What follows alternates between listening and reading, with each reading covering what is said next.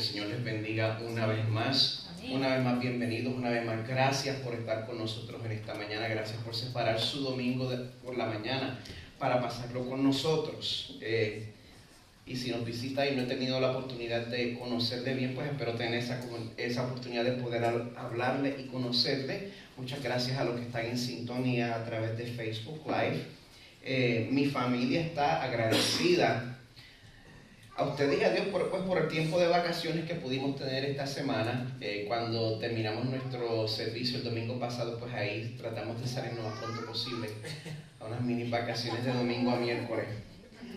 Pero ya hoy pues tengo el placer de una vez más exponer el libro de Gálatas a través de nuestra serie titulada Gálatas, firmes en nuestra libertad. Mi deseo ha sido pues predicar a través de este libro. Número uno, porque ese libro nos muestra la libertad sin precedentes en la cual nosotros podemos vivir gracias a Jesús. Y número dos, porque yo estoy convencido de que una gran mayoría de las personas que se identifican como cristianos, la gente que dice que son creyentes, yo estoy seguro que la gran mayoría de ellos dicen que entienden las buenas noticias de salvación, dicen que entienden el Evangelio, pero cuando examinan lo que en verdad dicen las Escrituras, lo que quiere decir, lo que significa, lo que implica, y se dan cuenta de que Dios con su oferta de salvación gratuita llega tan lejos que nos agarra de sorpresa. No estamos preparados para ver hasta dónde el Señor llega con su gracia. Y lo que nos sucede es que muchos de nosotros nos incomodamos con la liberalidad con la cual Dios salva a personas que no se lo merecen. Nos damos cuenta de la manera liberal con la cual el Señor salva a gente que no se lo merece y nos incomoda. Porque muchas veces tenemos miedo de que el Señor vaya a incluir en esa lista gente de que nosotros no creamos que pertenecen ahí. Vemos eso y llegamos a la conclusión de que no puede ser verdad. Y entonces dicen que sí, que creen que la gracia de Dios es gratuita, pero el pensamiento dentro de los corazones tiende a ser así. Bueno, para que Dios quiera a uno, primero no tiene que arreglarse con el Señor. Si voy a acercarme al Señor, pues mejor que arregle mi vida. Porque si después yo meto la pata y le fallo a Dios, entonces Él me va a tratar de lejito. Así que bueno, como yo sé de qué patita cogeo, pues yo voy a tratar de compensar haciendo un buen trabajo en las cosas que me salen mejor, pues para que Dios me acepte, para que Dios pues lo pese todo en balanza y las cosas buenas mías pues sean más pesadas que las cosas malas y el Señor me dé su calificación así como una curvita, ¿verdad? Ese es el pensamiento en nuestros corazones, no estoy exagerando de ninguna manera. ¿Y saben qué sucede cuando nosotros decidimos vivir nuestras vidas así? Bueno, cuando las cosas nos van bien, cuando todo sale como nosotros queremos, cuando estamos obedeciendo, cuando ese set de moralidad que nos imponemos a nosotros mismos, pues sale como queremos y nos está yendo bien, nos sentimos tan bien, nos sentimos tan complacidos con nosotros mismos y empezamos a pensar que yo no me imagino por qué el resto de la gente no puede hacer las cosas como yo las hago. No entiendo por qué la gente no puede obedecer a Dios de la misma manera que yo lo hago y nos empezamos a sentir superiores, comenzamos a sentir esa superioridad espiritual cuando nos va bien. Pero ¿quiénes de ustedes saben que no siempre las cosas nos van bien? Amén. En cuestión de tiempo. Y cuando las cosas no nos empiezan a ir tan bien, cuando nosotros no sentimos que estamos compensando lo suficiente por nuestra falla, cuando nos comparamos a los demás y no pasamos la prueba, entonces la respuesta es aislarse, alejarse de la gente y retirarnos mientras tenemos ese cargo de conciencia. Y si nosotros buscamos que nuestra relación con Dios esté basada en nuestros méritos, que nuestra relación con Dios esté basada en nuestros logros, nuestra vida se va a convertir en un columpio emocional que va a estar yendo de un extremo al otro, va a estar moviéndose entre el extremo de la arrogancia y la superioridad espiritual al extremo del cansancio y la falta de ánimo. Y esa es la vida de la persona que depende de sí mismo y depende de sus propias obras para acercarse al Señor. ¿Y sabe qué? Esa no es la vida que Dios ofrece al pueblo por el cual Él envió a su Hijo a morir en la cruz. Amén. Esa no es la vida que quiere para usted. Esa es una vida de esclavitud. Y lo que hizo Jesús en la cruz fue tan completo, fue tan perfecto, fue tan eficaz, tan efectivo, que como resultado de esa muerte, que fue en representación de todos los que creen en esa muerte y todos los que reciben esa muerte representativa, Dios Padre decide perdonar todos los pecados de los que creen en esa representación y reciben esa representación. Dios decide perdonar ¿cuántos pecados? Todos. Nuestros pecados antes de convertirnos y nuestros pecados después de convertirnos hasta el día de nuestra muerte. Todos están cubiertos por la sangre de Jesús. Eso nos ofrece una vida de libertad completa y libertad absoluta. Pero cuando el mundo ve esa oferta y piensa en todas esas implicaciones de la gracia de Dios, pues termina pensando que es imposible que un Dios perfecto nos acepte de esa manera que nos dice la Biblia, con tanta claridad en verdad. Si usted busca la Biblia, usted ve que la oferta de salvación es así de clarita y es así de generosa. No me lo estoy inventando. Pero la gente no lo puede creer y no solo deciden optar por la vida de esclavitud, sino que también hay que sabotear la libertad de los demás. No solo quieren vivir en esclavitud, sino que quieren reclutar para su vida de esclavitud. Por esta razón el apóstol Pablo escribe esta carta a las iglesias en Galacia, para que dejen de ceder a las presiones de las personas que los querían volver a esclavizar. Así que les voy a pedir que busquen sus Biblias en Gálatas 4, 21 al 31. Gálatas 4, 21 al 31. Vamos a terminar hoy el capítulo 4 de Gálatas.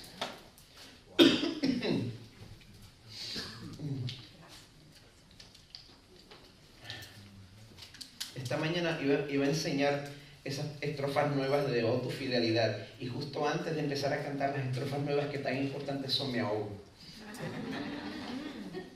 Y tengo un montón más de cuentitos así, donde el Señor me hace cosas para mantenerme humilde.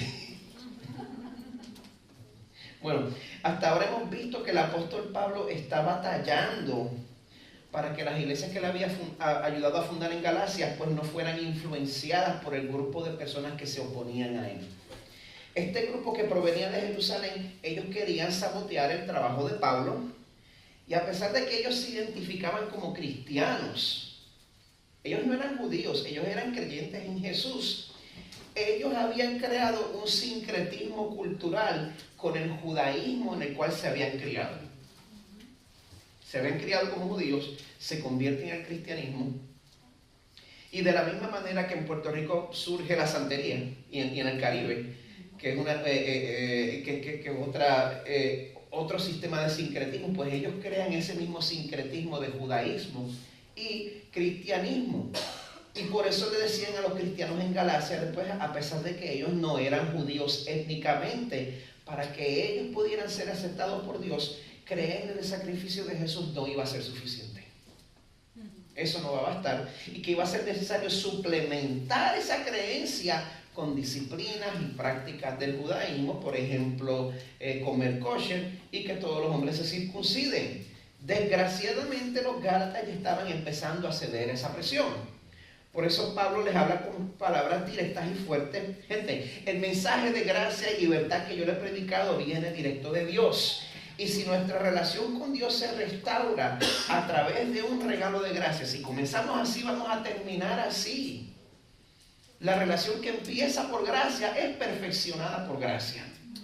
Dios no nos dio la ley para que tratáramos de ganarnos la salvación a través de obedecerla. Entienda eso. Dios no nos dio la ley para que tratáramos de salvarnos a través de obedecerla. Eso es imposible, porque Dios requiere una obediencia perfecta, tanto externamente como en el corazón. O sea que no solo hay que obedecer al Señor, hay que estar alegre obedeciendo al Señor. Y en este punto de mi vida yo le puedo confesar a usted que hay partes de los mandamientos del Señor que yo los obedezco con las muelas de atrás. Y eso es quedarse corto. Por eso a través de la historia Dios siempre ha restaurado su relación con la humanidad como un regalo gratuito. Un regalo gratuito. Aún en los tiempos del Antiguo Testamento. Porque no es que el Señor antes los salvaba a través de observar la ley, ahora los salva a través de la gracia en Jesús. Dios siempre ha salvado por gracia a lo largo de toda la historia. De hecho, si se toman el tiempo para examinar esa ley, estas escrituras hebreas que tanto veneraban los judaizantes, que eran enemigos de Pablo, si ustedes examinan esas escrituras hebreas, van a ver que Dios siempre bendice al que sabe que es completamente incapaz de ganarse esa bendición.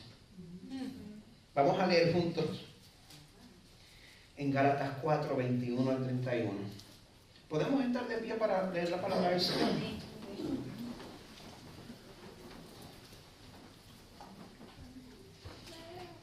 Dice así: decidme, los que deseáis estar bajo la ley, ¿no oís a la ley? Porque está escrito que Abraham tuvo 2 hijos, uno de la sierva y otro de la libre. Pero el hijo de la sierva nació según la carne y el hijo de la libre por medio de la promesa. Esto contiene una alegoría, pues estas mujeres son 2 pactos. Uno procede del monte Sinaí que engendra hijos para ser esclavos. Este es Agar. Ahora bien, Agar es el monte Sinaí en Arabia y corresponde a la Jerusalén actual porque ella está en esclavitud con sus hijos. Pero la Jerusalén de arriba es libre. Esta es nuestra madre. Porque escrito está: regocíjate, oh estéril, la que no concibes. Prorrumpe y clama tú que no tienes dolores de parto, porque más son los hijos de la desolada que de la que tiene marido. Y vosotros, hermanos, como Isaac, sois hijos de la promesa. Pero así como entonces el que nació según la carne persiguió al que nació según el Espíritu, así también sucede ahora. Pero ¿qué dice la Escritura? Echa fuera a la sierva y a su hijo, pues el hijo de la sierva no será heredero con el hijo de la libre. Así que, hermanos, no somos hijos de la sierva, sino de la libre. Palabra del Señor. Amén. Señor, una vez más te pedimos encarecidamente que mientras tu palabra nos da la oportunidad de examinar nuestras mentes y nuestros corazones, que tu gracia provea todo lo que es necesario. Amén. Todo el conocimiento que necesitamos, toda la sabiduría que necesitamos, toda la convicción que necesitamos para que esta palabra nos cambie hoy, Señor. Transfórmanos y ayúdanos a experimentar la libertad que nos ofreces en toda plenitud, sin ningún temor. Amén. Y que ni por un momento cedamos a las presiones de los que quieren que volvamos a un yugo de esclavitud. Amén. Pedimos en el nombre de tu Hijo perfecto, cuya perfección nos cubre y nos hace aceptables a ti. Amén. Amén. Pueden sentarse. Esta pregunta la tengo que hacer al revés. ¿Quiénes no son de Puerto Rico? Levanten la mano. Gracias por estar con nosotros. Gracias por soportarnos. En verdad. Nosotros somos un milagro de amor. Podemos serlo, ¿verdad que sí? No estén de acuerdo conmigo, por favor. Pero en esta mañana yo quisiera compartir un poco de cultura puertorriqueña con ustedes. En serio. Mi ciudad natal de Carolina se conoce como una de las cunas del reggaetón. Pero mucho antes de que le regaláramos ese patrimonio nacional al mundo, tanto Puerto Rico como la ciudad de Carolina se le conocía por otras aportaciones culturales importantes. La poetisa Julia de Burgos, de Carolina. Roberto Clemente, Hello. de Carolina. Ujú. Pero hoy les quiero hablar un poquito sobre Fortunato Vizcarrondo. ¿Quién se acuerda de ese nombre?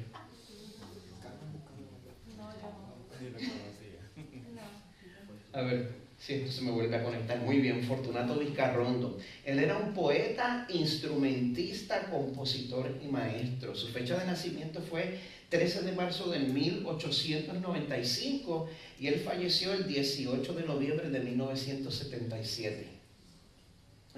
Entre todos sus logros, nosotros vemos que es sobresaliente su aportación al género poético conocido en Puerto Rico como poesía negroide. En estos tiempos de tanta presión a ser correctos políticamente, ese término puede que sea un poco arriesgado, pero ese es el nombre legítimo, poesía negroide. Un género que daba expresión a la experiencia del puertorriqueño de origen africano. Un género que yo creo que es altamente relevante, ya que la gran mayoría de nosotros en Puerto Rico tenemos esa mezcla en nuestra sangre, de indígena, de europeo y de africano. Yo diría que su poema más popular es uno que confronta a los que pretenden negar ese porcentaje de África que está presente en nuestro ADN. ¿Quién sabe cómo se llama? ¿Y tu abuela dónde está? Con su permiso, voy a tener el atrevimiento de compartirlo con ustedes en esta mañana. Esto es cultura puertorriqueña. Dice así. Se supone que sea acompañado. Ayer me dijiste negro y hoy te voy a contestar. Mi maíz se siente en la sala y tu abuela ¿dónde está? Yo tengo el pelo de caillo, el tuyo es seda nada más. Tu país lo tiene bien lacio y tu abuela ¿dónde está?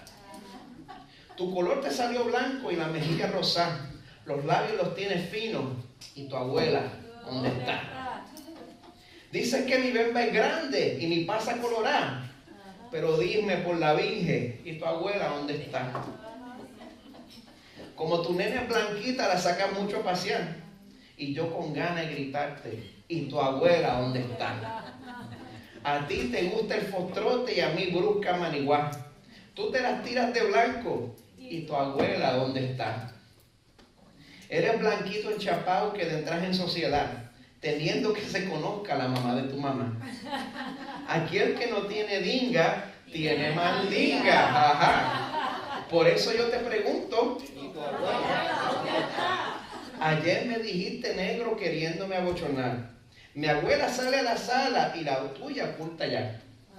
La pobre se está muriendo al verse tan maltratada, que hasta tu perro le ladra si acaso a la sala va. Y bien que yo la conozco, se llama Ciña Tatán.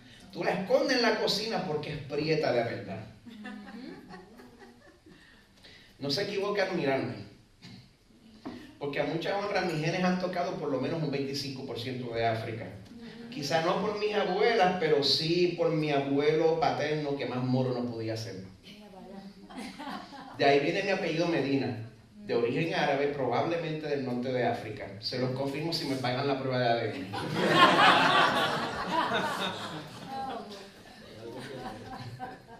Cara.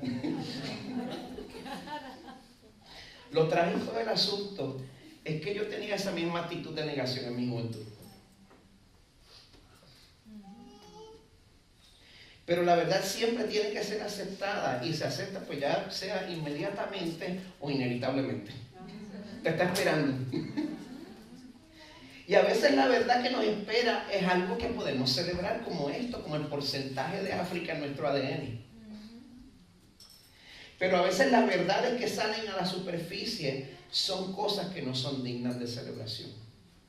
Por ejemplo, hay muchos de nosotros que decimos creer que Dios salva por gracia inmerecida, pero cuando tenemos que tratar con el pecado de la gente o con nuestro propio pecado, ahí se sabe en verdad que en nuestros corazones nosotros creemos que el amor de Dios es algo que se tiene que ganar.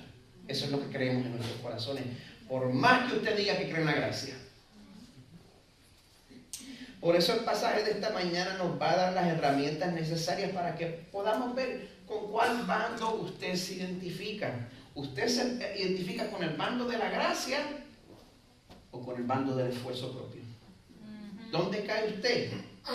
Cuando comenzamos en el verso 21, vemos que la ley de los mismos judíos confirma que la intención de Dios siempre ha sido salvar al que no se puede salvar, ni se merece que lo salven.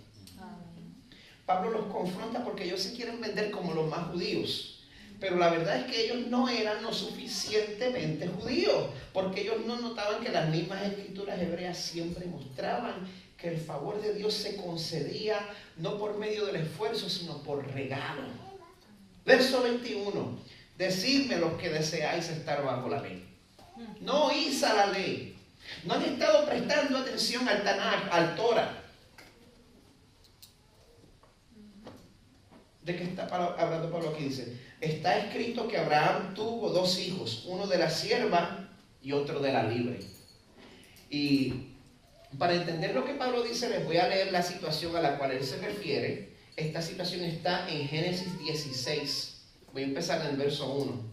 Esto sucede justo después que Dios le confirma a Abraham su pacto y le dice, yo voy a bendecir a tus descendientes. Sin embargo, han pasado años, Abraham ya está entradito en años, está en sus 80 y pico, y ya tanto Abraham como Sarai habían entrado en la mayoría de edad y no tenían hijos. De hecho, la Biblia nos dice que Sara estaba posmenopáusica. Y entonces comienza Génesis 16 diciendo en el verso 1, y Sarai, mujer de Abraham, no le había dado a luz hijo alguno, y ella tenía una sierva egipcia que se llamaba Agar. Dios no se había movido con la velocidad que Sarai y Abraham querían. Y cuando Dios no opera con el mismo horario nuestro, pues nosotros tendemos a desesperarnos y a pensar en las maneras en las cuales quizá yo puedo ayudar al Señor. ¿Cómo lo ayudo? Bueno, verso 2. Entonces Sarai dijo a Abraham, he aquí que el Señor me ha impedido tener hijos. Llégate, te ruego, a mi sierva. Quizá por medio de ella yo tenga hijos. Y Abraham escuchó la voz de Sarai. Esta es una práctica que era común en estos tiempos patriarcales, pero eso no quiere decir que era una práctica de la cual el Señor aprobaba. Esto no quiere decir que esto es la voluntad del Señor. Aquí Abraham claramente desobedece el mandamiento de Dios de ser una sola carne con su esposa Sarai y con más nadie. Y yo espero que noten aquí cómo la palabra de Dios no trata de ponerle pañitos tibios a la situación. Él nos deja ver cuando el pueblo de Dios mete la pata por ser cabezones. Habla con una sinceridad que hasta incomoda. Verso 3, en Génesis 16. Al cabo de 10 años de habitar Abraham en la tierra de Canaán, Sarai, mujer de Abraham, tomó a su sierva Agar, la egipcia, y se la dio a su marido Abraham por mujer. Y él se llegó a Agar y ella concibió. Bueno, el resto del capítulo describe cómo las cosas se empiezan a complicar entre Sarai, Abraham y Agar. Y como resultado, bueno, el capítulo concluye diciendo en los versos 15 y 16, Agar le dio a luz un hijo a Abraham, y Abraham le puso el nombre de Ismael al hijo que Agar le había dado. Y Abraham tenía 86 años cuando Agar le dio luz a Ismael. Así que yo como humano me puedo dar cuenta del dilema que tenía Abraham. El Señor le había prometido descendencia y ya él era octogenario. Sin embargo, este no era el hijo que Dios le había prometido a Abraham como heredero.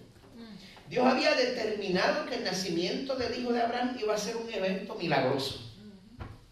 Algo que solo Dios iba a poder lograr a través de su poder. El nacimiento de un hijo a una pareja cerca de los 100 años de edad. ¿Quién puede hacer eso? Solo Dios. Efectivamente, vemos en Génesis 21, perdonen que lo tenga brincando de lado a lado, Génesis 21 del 1 al 5. Entonces el Señor visitó a Sara como había dicho, e hizo el Señor por Sara como había prometido. Él fue fiel a su promesa. Y Sara concibió y dio a luz un hijo a Abraham en su vejez, en el tiempo señalado que Dios le había dicho. Y Abraham le puso el nombre de Isaac al hijo que le nació, que le dio a luz Sara. Y circuncidó Abraham a su hijo Isaac a los 8 días como Dios le había mandado. Abraham tenía 100 años cuando le nació su hijo Isaac. ¿Quién fue? Cristo. A su nombre, mi gloria. Solo Dios podía haber hecho eso. Como dice en Hebreos 11, Dios le dio un hijo estando Abraham casi muerto. No son mis palabras, Hebreos 11. La intención de Dios era mostrar que Él tiene el poder para ser fiel a lo que promete, por más desalentador que se vea el cuadro. ¿Oyeron eso? Dios tiene el poder para ser fiel a lo que promete, por más desalentadoras que se vean las cosas. Pero cuando nosotros no creemos en el poder de Dios, pues nosotros complicamos las cosas innecesariamente. Así que aquí voy a volver ya al verso 23 de Gálatas 4. Dice, el hijo de la sierva, el de Agar, estamos hablando de Ismael, nació según la carne. Y el hijo de la libre, por medio de la promesa. Eso es lo que eso quiere decir. La nueva traducción viviente lo pone de esta manera. El nacimiento del hijo de la esclava fue el resultado de un intento humano por lograr que se cumpliera la promesa de Dios. Pero el nacimiento del hijo de la libre fue la manera en que Dios cumplió su promesa. Esta situación tan enredada que sucede por culpa de la impaciencia de Abraham y Sarai, a pesar de que fue algo mal hecho, producto de la incredulidad, y Dios no lo justifica de ninguna manera. Dios también nos presenta esta situación como una ilustración de cómo se restaura nuestra relación con Dios y cómo no hacerlo. Esto es una ilustración que contrasta entre los que tratan de ganarse su salvación y los que dependen de la misericordia de Dios. Pablo continúa en el verso 24. Esto contiene una alegoría, esta situación de Sara y Agar. Pues estas mujeres son dos pactos. Uno procede del monte Sinaí, que engendra hijos para ser esclavos. Este es Agar. Los que conocen el libro de Éxodo, ¿saben qué sucedió en el monte Sinaí? Los 10 mandamientos. La referencia es completamente a propósito. Sí. Y si prestan atención, van a notar que lo que Pablo afirma aquí, pues un buen judío lo consideraría como un insulto. Dice, ahora bien, Agar es el monte Sinaí en Arabia y corresponde a la Jerusalén actual, porque ella está en esclavitud con sus hijos. O sea, Pablo dice que el pueblo judío de su tiempo, él se está refiriendo a su tiempo, estamos hablando más o menos del año 50 después de Cristo. Él está diciendo que el pueblo judío de su tiempo, cuando rechaza a Jesús como Mesías y pone su confianza en obedecer la ley de Moisés, ellos no se estaban comportando como los descendientes legítimos de Abraham, sino como los descendientes de Agar, la esclava. Yo no soy anti-Israel de ninguna manera, pero dentro de la iglesia cristiana siempre hay estos movimientos que buscan tener como un estilo judío en sus prácticas y en el lenguaje que usan. Y no es Jesús, es Yeshua, por ejemplo. Y hay otros que consideran el judaísmo moderno como una alternativa al cristianismo para los que vienen de Israel. Pero la palabra de Dios nos dice con claridad que los verdaderos descendientes de Abraham son los que reciben la promesa a través de Jesús. Amén. Y Jesús dice que Él es el camino, la verdad y la vida. Y nadie viene al Padre si no es por Él. El verso 26 dice, la Jerusalén de arriba es nuestra madre. ¿Ven esa distinción entre una Jerusalén literal y la Jerusalén de arriba? ¿Con cuál Jerusalén te identifica? ¿Con la Jerusalén terrenal o la Jerusalén de arriba? Pablo nos dice aquí que los que dependen de su disciplina, de sus esfuerzos y su moral personal para conseguir el favor de Dios, en verdad no pertenecen al pueblo de Dios.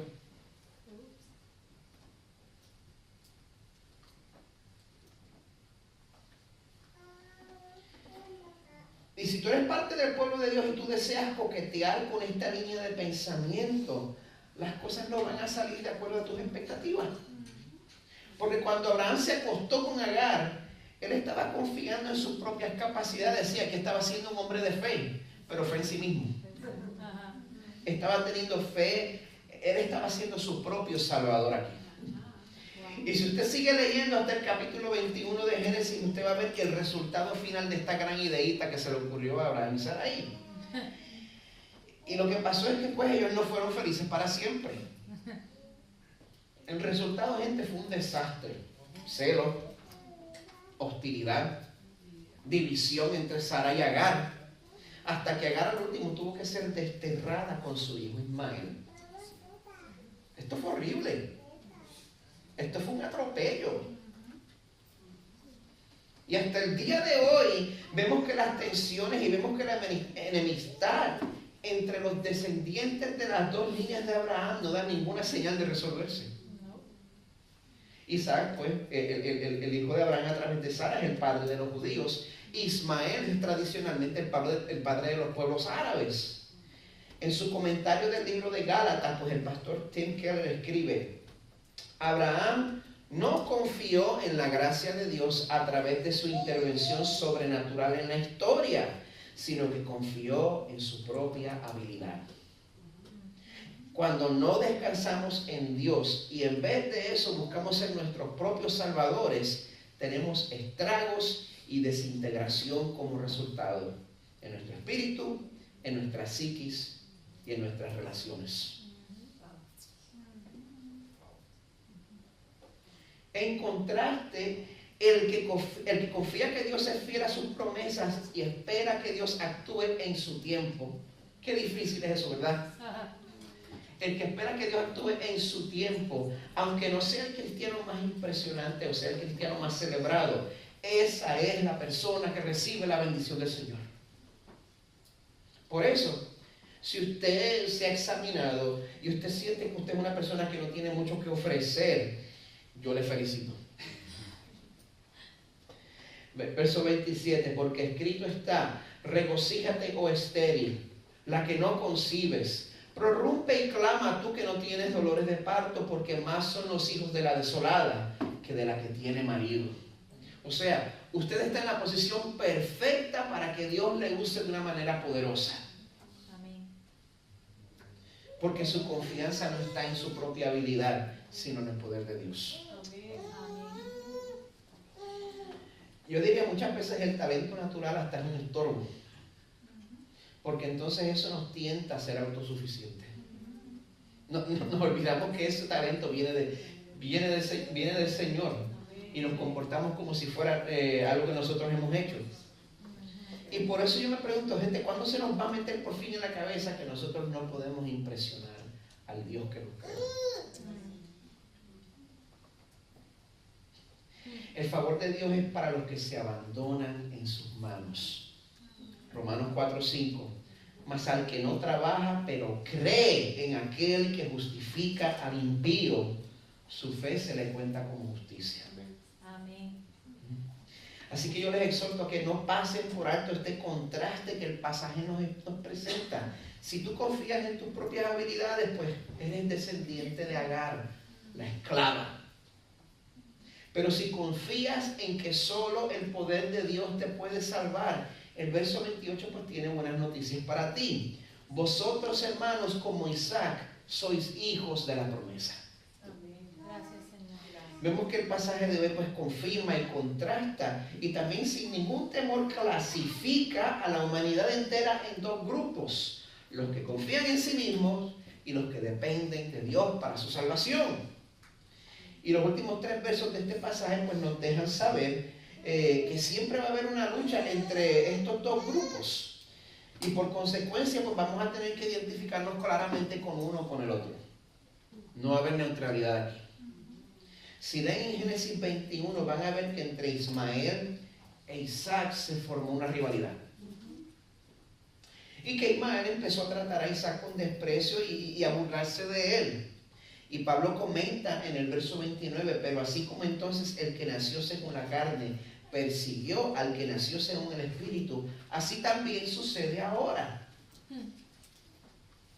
Es triste, pero es verdad. Dentro de la iglesia no todo lo que brilla es oro. Hay personas que a pesar de la iglesia a la cual pertenezcan y de la fe que profesen tener, la verdad es que confían en sí mismos para su salvación y son parte de la descendencia de Agar. ¡Qué tragedia tan grande! Cuando estas personas miran entonces a los que verdaderamente son pueblo de Dios, no pueden soportar la libertad en la cual los ven vivir. Ellos dedican su existencia a buscar maneras de esclavizar a los que están viviendo en libertad. Y eso es lo que está sucediendo ahora. De hecho, si Dios ha abierto tus ojos para que disfrutes ese regalo de la relación con Él restaurada, en este punto de la historia, la mayoría de la persecución que tú vas a experimentar va a venir de personas religiosas.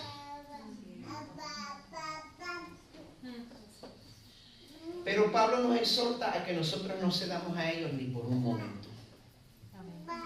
Verso 30. Pero ¿qué dice la Escritura? Echa fuera a la sierva y a su hijo, pues el hijo de la sierva no será heredero con el hijo de la libre. Ese lenguaje es difícil de tragar. Y ciertamente no es compatible con una sociedad que insiste que nosotros seamos inclusivos sin importar el costo. Pero en el verso 31, Pablo nos recuerda que nuestro sentido de identidad no viene de recibir la aprobación de nuestra sociedad. Gracias, Señor. Ni la aprobación de los religiosos que dependen de sus propios esfuerzos, sino que nuestro sentido de identidad viene del hecho de, como concluye Pablo en el verso 31, hermanos, no somos hijos de la sierva, sino de la libre. Yo me alegro por eso. Gracias, Señor. Para concluir, pues yo no quiero dejar pasar las lecciones que Dios tiene para nosotros en este pasaje de hoy. Lección número 1, Dios no necesita que usted lo ayude. No se preocupe, no le hace falta, le está yendo bastante bien. Por ejemplo, personalmente el área donde yo puedo luchar con eso es que si el Señor ha puesto en mi corazón la salvación de una persona que no le conoce. Y ahí yo le puedo decir definitivamente que siempre estoy luchando con el horario que Dios tiene, porque quiero que Él siga el mío. Y si la petición de tu corazón es que Dios salve a alguien en tu familia o a otro ser amado, eso es algo que tú nunca vas a poder lograr por tus esfuerzos. Nosotros no tenemos la habilidad de convencer a una persona para que le dé su corazón al Señor. Usted no tiene. No hay entrenamiento de evangelización que le dé a usted el poder de cambiar el corazón de una persona. Ese es el departamento de Dios.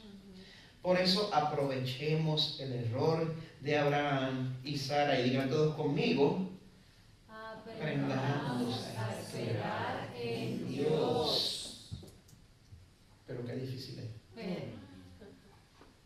Segundo, en nuestra sociedad, en nuestra cultura, hasta en la iglesia, se nos enseña que nuestro valor proviene de nuestros logros. Así como en esta cultura, el valor de la mujer se medía por su habilidad de tener hijos. Eso es lo que vemos aquí.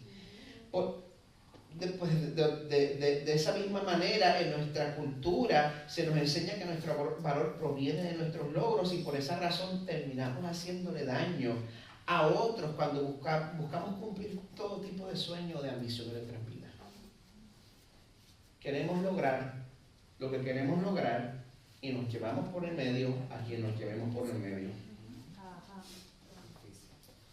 Para conseguir estatus, profesión, matrimonio, paternidad, maternidad. Pero si nosotros hemos confiado en Jesús como nuestro Salvador y como nuestro líder, nuestra identidad no proviene de nuestros logros.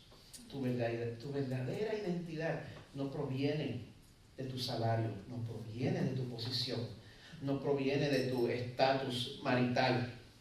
sino de la relación con Dios que Jesús ya compró para nosotros con su muerte en la cruz. Esa es tu identidad verdadera. Por eso, gente, no vivamos en negación, más bien celebremos nuestras limitaciones. Amén. Amén. Especialmente si esas limitaciones nos llevan a confiar más en nuestro Salvador. Amén. Que nuestras palabras sean las mismas de Pablo en 2 de Corintios 12, del 9 al 10. Por tanto, muy gustosamente me gloriaré más bien en mis debilidades, para que el poder de Cristo more en mí. Por eso me complazco en las debilidades, en insultos, en privaciones, en persecuciones y en angustias por amor a Cristo. Porque cuando soy débil, entonces soy fuerte. Gracias, Señor. El equipo de adoración puede pasar.